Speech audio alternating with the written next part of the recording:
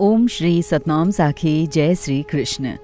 परम श्रद्धेय सद्गुरु स्वामी शांति प्रकाश जी महाराज के सत्संग प्रवचनों से संकलित प्रेरक प्रसंग, सत्संग वर्खा भाग 18, प्रवचन 14, आज्ञा अवहेलना का दुष्परिणाम।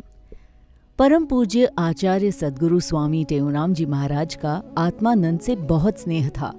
वे अमरापुर दरबार सिंध में प्रातः कथा पढ़ते थे। इनके कथा पढ़ने का ढंग अत्यंत सरल व मधुर था। आत्मानंद जी कथा पढ़ते थे और गुरु महाराज जी उसका अर्थ समझाते थे। एक दिन की बात है, गर्मियों के दिन थे, रात्रि का समय था। वहां एक राणो भगत करके रहते थे। महाराज जी ने आत्मानंद को किसी कार्यवश राणे भगत के पास जाने की आज्ञा दी। आत्मानंद आज्ञा पाकर जाने के लिए तैयार हुआ। जाते वक्त उसने हाथ में एक मोटी लठ यानी लठिया उठाई। महाराज जी ने जब उसके हाथ में लकड़ी देखी तो पूछा, क्यों भाई, इतनी बड़ी मोटी लकड़ी क्यों उठाई है?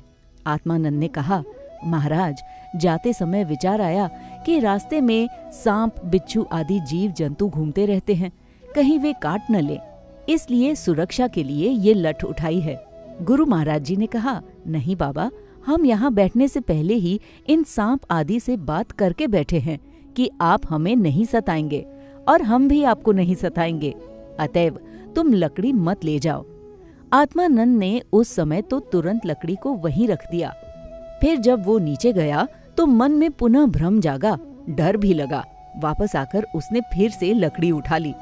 अब वो लठ हाथ में लेकर जाने लगा तो रास्ते में सांप ने उसे डस लिया और वो वहीं बेहोश होकर गिर पड़ा। संतों ने आत्मानंद से कहा, अरे भाई, आपको गुरु महाराज जी ने लकड़ी उठाने से मना किया था ना, फिर आपने लकड़ी क्यों उठाई? जब महाराज जी और जीव जंतुओं का आपस में समझौता किया हुआ था कि आप हमें कुछ नहीं करेंगे और हम भी आपको कुछ नहीं करेंगे, तो फिर आपने लकड़ी क्यों ली? जब इसके जवाबदार गुरु महाराज जी बैठे हुए हैं तो आपको इसकी क्या चिंता? आपने आज्ञा की अवहेलना की है।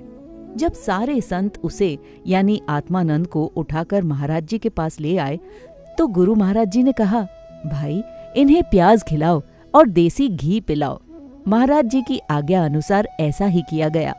भगवत कृपा से थोड़ी ही देर में आत्मानंद के ऊपर जो सर्पदंश का प्रभाव था वो धीरे धीरे प्रभावहीन होने लगा और उसे होश आने लगा। गुरु महाराज जी ने आगे कहा, प्रेमियों, बड़ों की आज्ञा में अपनी नहीं चलानी चाहिए।